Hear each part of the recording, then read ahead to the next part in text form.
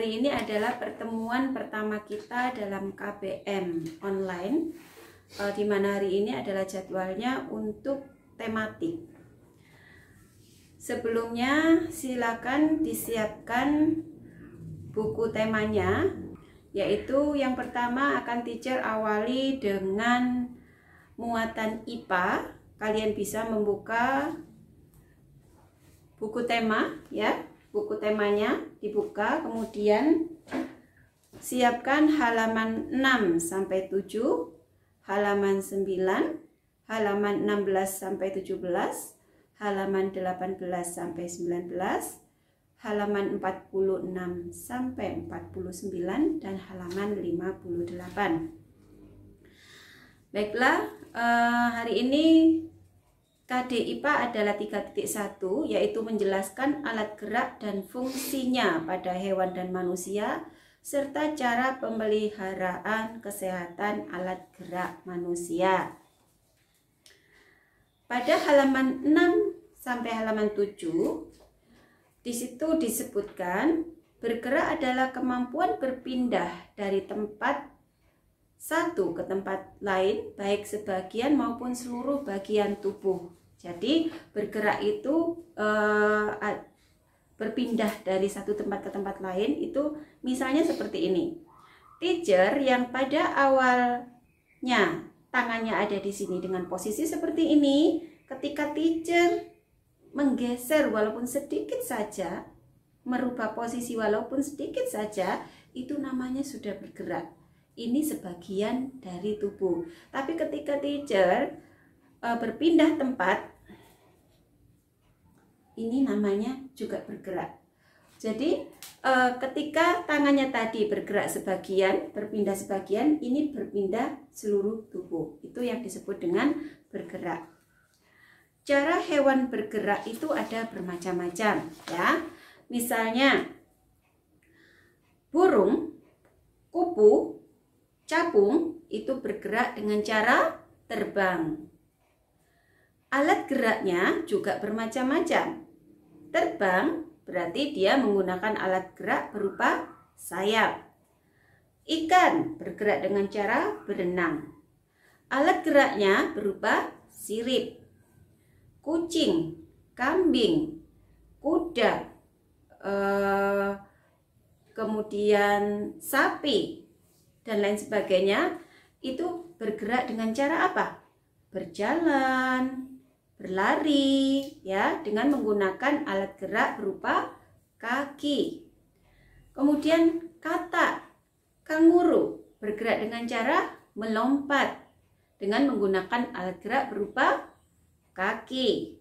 Kemudian ada lagi buaya, komodo, kadal, cicak. Nah, mereka bergerak dengan cara melata, ya betul, dengan cara melata, dan alat gerak mereka adalah kaki. Lalu sekarang kalau ular, ayo siapa yang tahu?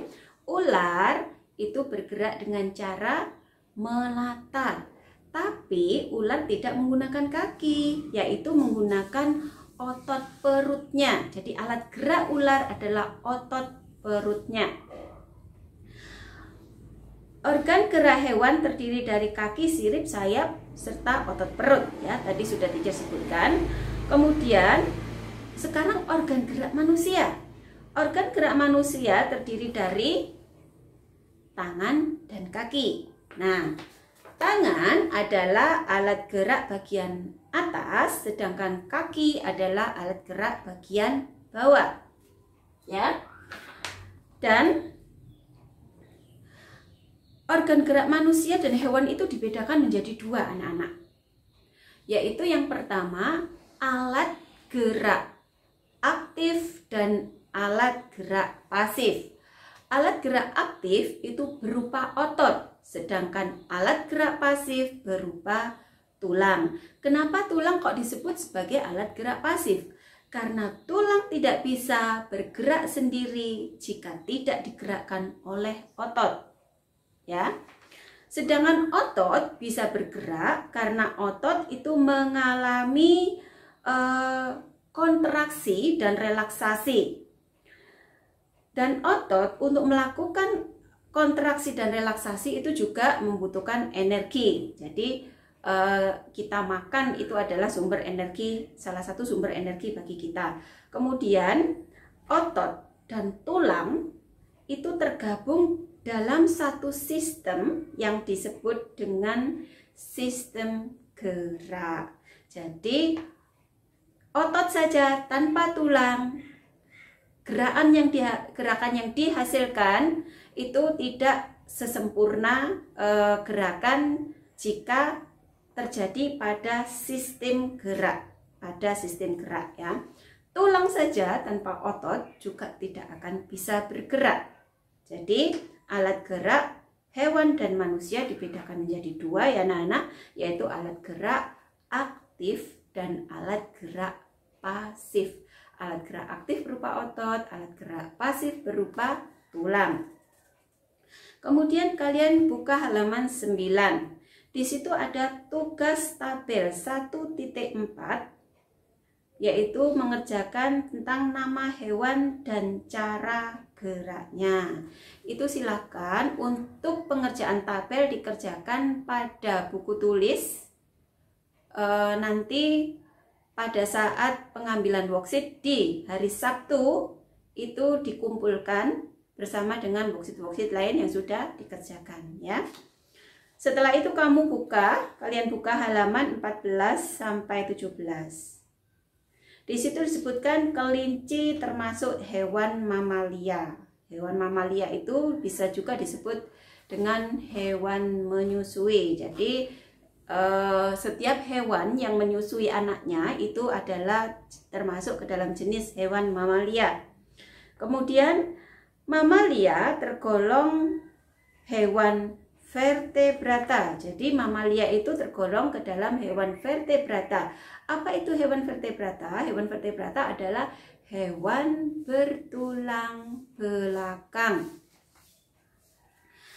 Contohnya apa saja hewan bertulang belakang? Ada ayam, kambing, kucing, ikan, sapi, kuda, yaitu adalah hewan-hewan yang bertulang belakang. Kemudian tugas halaman 17, kalian lihat ya, halaman 17 di situ ada tabel 1.7 itu dikerjakan ya. Jadi tugasnya sudah ada 2 ya.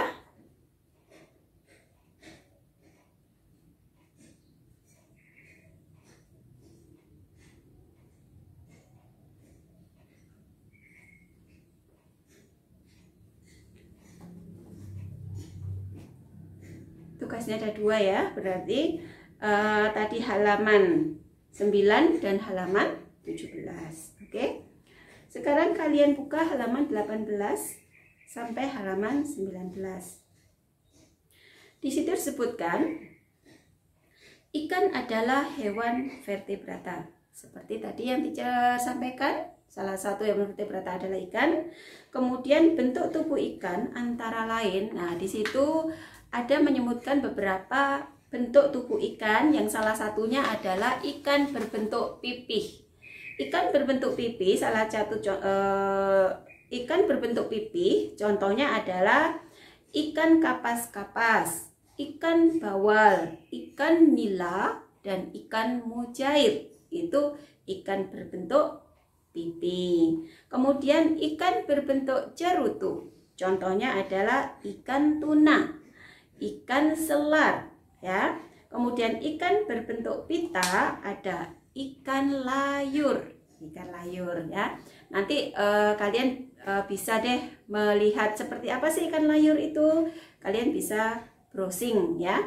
Kemudian ikan berbentuk rudal atau berbentuk torpedo itu contohnya adalah ikan kembung, ikan tongkol, serta ikan cakalang. Oke anak-anak. Kemudian bentuk rudal itu adalah bentuk yang paling banyak dimiliki oleh ikan. Karena dengan bentuk tubuh rudal, ikan dapat mengurangi hambatan pada saat bergerak di dalam air. Jadi keuntungannya itu bentuk rudal itu ikan bisa bergerak lebih cepat dan lebih mudah ya, lebih mudah. Kemudian sirip dan ekor ikan berfungsi untuk mendorong gerakan ikan di dalam air. Jadi alat gerak ikan itu tadi kita Tica sudah sebutkan adalah sirip. Ekor itu juga membantu ikan bergerak di dalam air, ya. Kemudian di dalam tubuh ikan itu terdapat gelembung renang yang berfungsi untuk mengatur gerakan naik dan turun. Jadi kalian tahu kan, ikan tuh kan kalau berenang tidak lurus aja, kadang-kadang naik, kadang-kadang turun, ya. Itu organ tubuh yang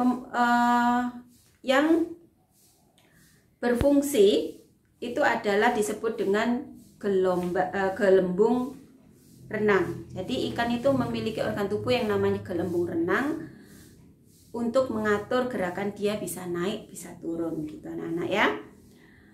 Sekarang kalian buka halaman 46 sampai 49. Di situ ciri-ciri hewan vertebrata, ya. Hewan vertebrata itu memiliki ciri-ciri banyak sekali sebenarnya, tetapi teacher sebutkan aja beberapa, yaitu yang pertama memiliki ciri rangka di dalam atau biasa disebut dengan endoskeleton. Rangka di dalam itu apa, teacher? Contohnya manusia, itu kita memiliki kerangka tubuh yang berada di dalam, ya, tulang-tulang kita ada di dalam. Jadi yang membuat hewan dan manusia ini memiliki bentuk tubuh, menopang tubuhnya itu karena ada tulang-tulang yang menopang yang ada di dalam tubuh. Itu yang dimaksud dengan rangka ada di dalam, ya. Kemudian tubuh terdiri dari kepala, badan, dan 2 pasang alat gerak. Kalau manusia punya tangan dan kaki, kalau kucing punya kaki depan dan kaki belakang, ya, itu. Kemudian memiliki sistem peredaran darah tertutup. Kemudian yang kedua adalah ciri-ciri hewan avertebrata. Avertebrata itu apa sih, teacher? Avertebrata itu adalah hewan tidak bertulang belakang. Itu disebut dengan hewan avertebrata, ya. Atau kalian juga bisa menyebut dengan hewan invertebrata. Sama. Jadi kalau ada kalimat avertebrata, invertebrata, itu artinya sama. Hewan tidak bertulang belakang, lawannya dari vertebrata. Kalau tadi kan vertebrata hewan bertulang belakang, kalau avertebrata atau invertebrata adalah hewan yang tidak bertulang belakang, ya. Sifat-sifatnya atau ciri-cirinya, ciri-ciri hewan invertebrata atau avertebrata adalah memiliki rangka luar atau yang disebut dengan eksoskeleton, ya. Contohnya apa? Siput, belalang, kecoa, kepiting, lobster, udang. Nah, semuanya itu adalah hewan-hewan yang memiliki kerangka luar atau eksoskeleton. Nah, jadi bisa membedakan antara endoskeleton dan eksoskeleton, ya. Kerangka dalam dan kerangka luar. Kemudian memiliki susunan saraf berada di perut. Susunan sarafnya berada di perut, ya, hewan-hewan avertebrata atau invertebrata tadi. Kemudian otak tidak terlindungi oleh rangka. Ayo, coba kalian lihat siput. Siput itu otaknya itu di dalam kepala, yang kepalanya tidak memiliki tempurung. Sedangkan manusia, sapi, kuda, kucing tadi itu kan otaknya berada di dalam kepala yang memiliki tempurung. Itu anak-anak. Dan untuk subtema 1 IPA, materinya sampai di situ, dan kamu buka halaman 58, itu tugas diskusi, itu sengaja tidak teacher berikan karena kita tidak bisa bertemu muka secara langsung dengan teman-teman. Mungkin nanti suatu saat akan kita setting untuk melakukan diskusi virtual ya anak-anak ya. Jadi nanti entah itu memakai aplikasi WA atau Zoom atau apapun. Tapi untuk yang sekarang ini tugas 58 tidak usah dikerjakan dulu. Itu saja. Selanjutnya nanti kita akan lanjutkan dengan materi bahasa Indonesia. Wassalamualaikum warahmatullahi wabarakatuh.